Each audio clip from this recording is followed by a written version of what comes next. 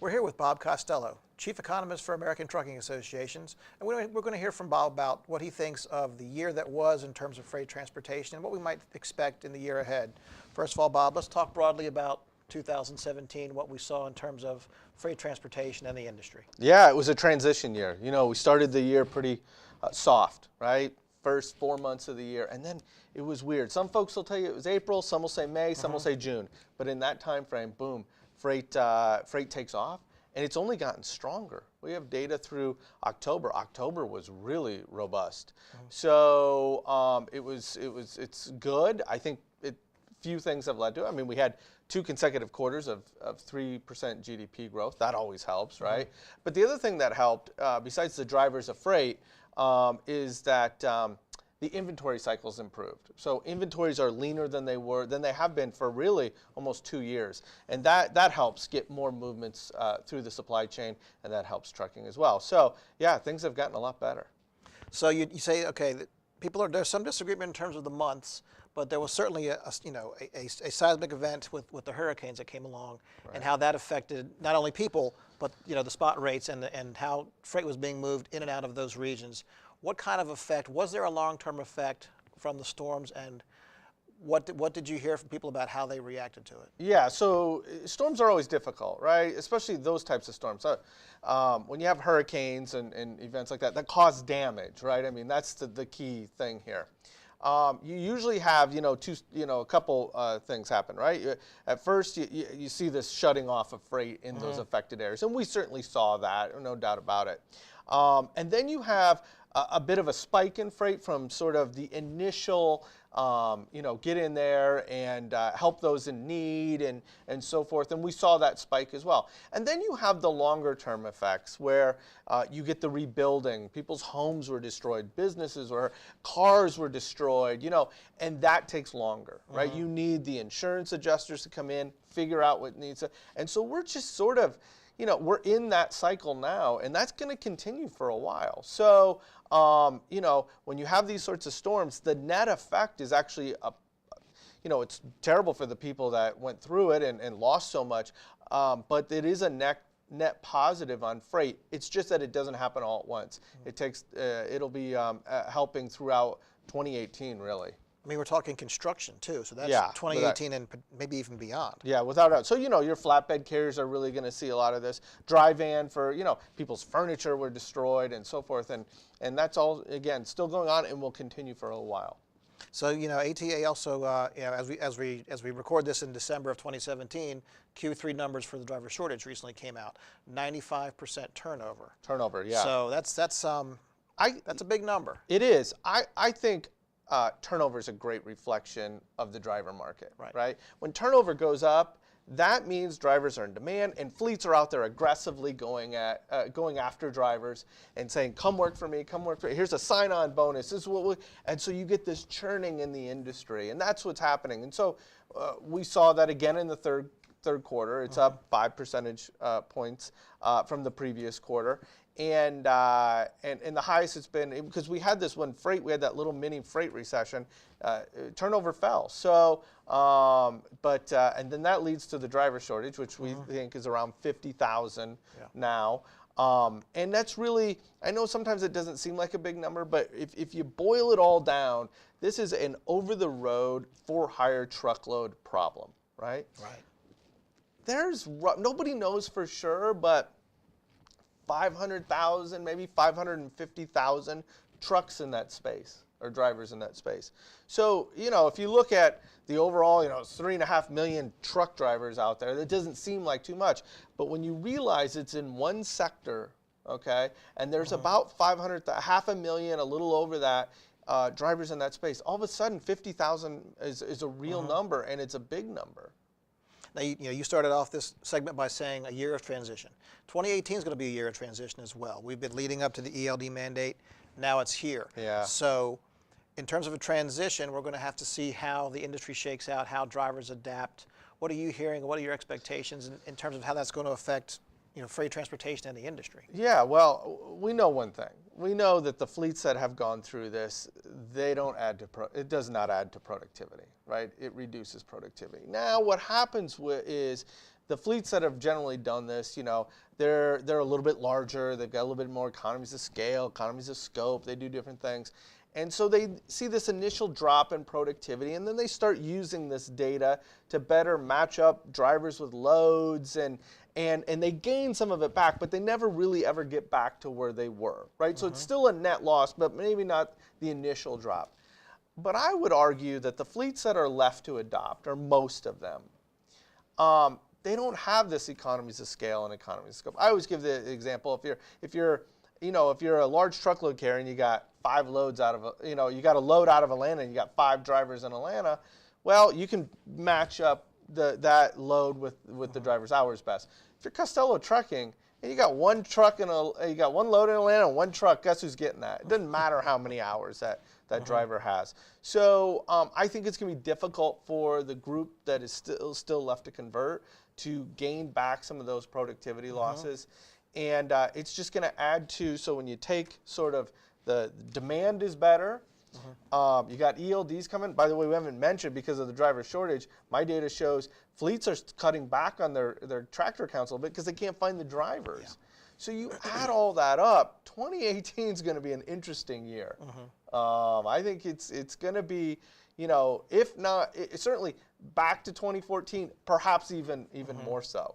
So it's a year that's going to be interesting in terms of that, but then we're also going to cook in tax reform as well, and how that's going to affect, something's going to happen, and how that's going to affect the economy, and how it's going to affect the business, of moving freight.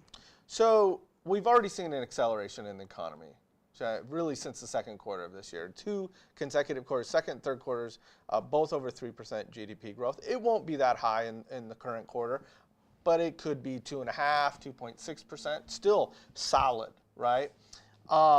There's no doubt that tax reform, we don't know exactly what it's going to look like, right? So I can't put that in the numbers, right, at this point. Once I know what exactly it is, we can do that. But I already think, we're going to have annualized growth in 2017, GDP growth of 2.3%. I already think even without tax reform, we can hit 2.6% next year.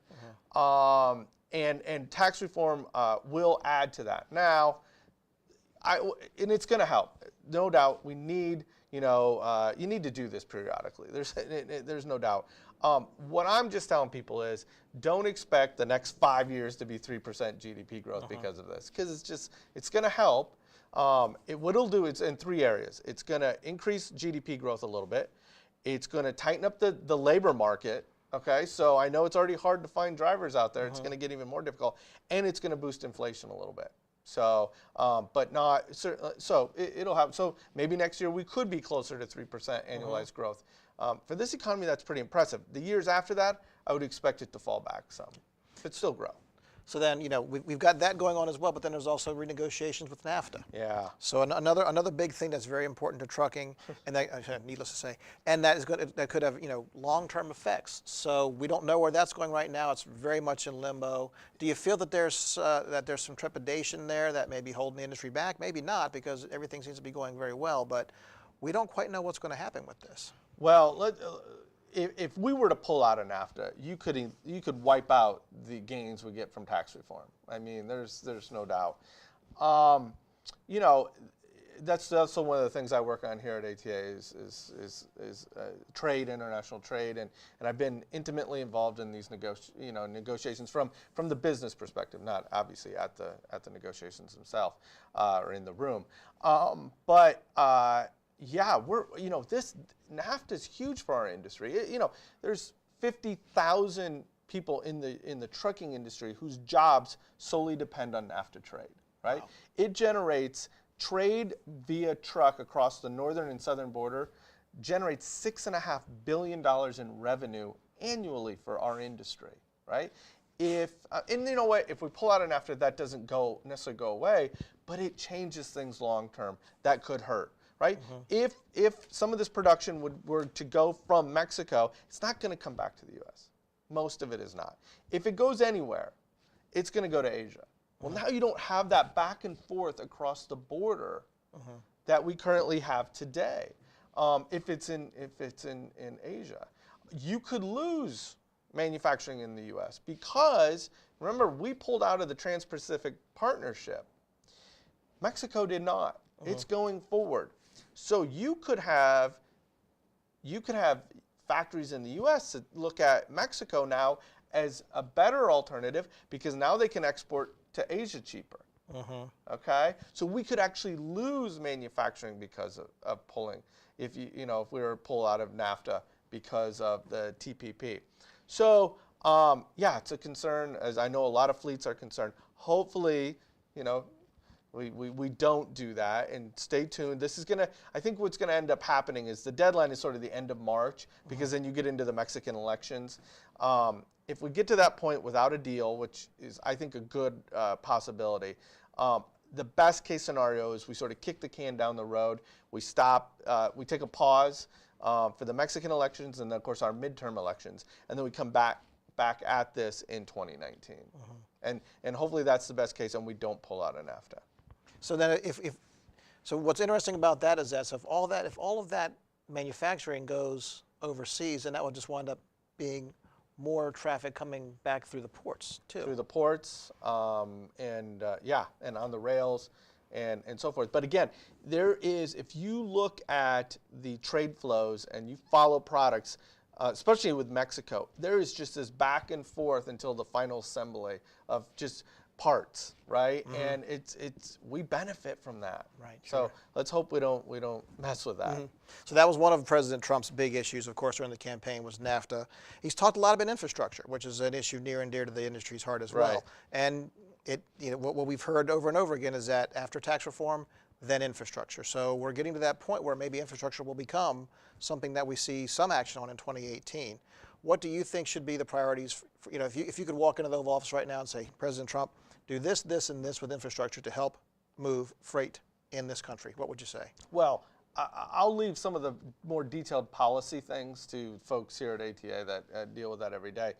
Let me just start with the premise of infrastructure spending is some of the best spending government can do, right? It adds to productivity. It's some of the best spending they can do. Now, the devil's in the details. How do you pay for that, right? And of course, we firmly believe for a long time a fuels tax is the best way, and we should go down that road. So it's great that they want to spend upwards of $1 trillion on all infrastructure, and generally that is again the best spending government can do. I guess I would want to see how exactly are you getting the money. Public-private partnerships give me heartburn on some of this stuff, and so forth. So we'll have to see. But it's great that the discussion's there. Okay. And then looking ahead for 2018, what's your advice for fleets? Yeah, I think it's going to be a really interesting year. Outside of something crazy like we pull out of NAFTA, I don't know, North Korea, something external to the U.S. economy. Or something that's not, that's self-inflicted. Outside of that, demand's going to be good, right? It may not be quite as strong by the second half of the year as it is right now, but it's going to be good. Capacity is going to tighten up. I mean, there's multiple reasons for that, including ELDs. So I think it's going to be a good year. I think your biggest challenge is going to be finding drivers, retaining drivers. And then of course you're going to have to pay them more, and so forth. So those are going to be your challenges, but those are good challenges to have. It means we're in a growing environment and the market's good. Well, Bob Costello, Chief Economist for ATA, thanks for your time today. Some great insights. Stay tuned. We'll have Bob again, I'm sure, in the months and years to come to hear more from what he has to say. Thanks a lot.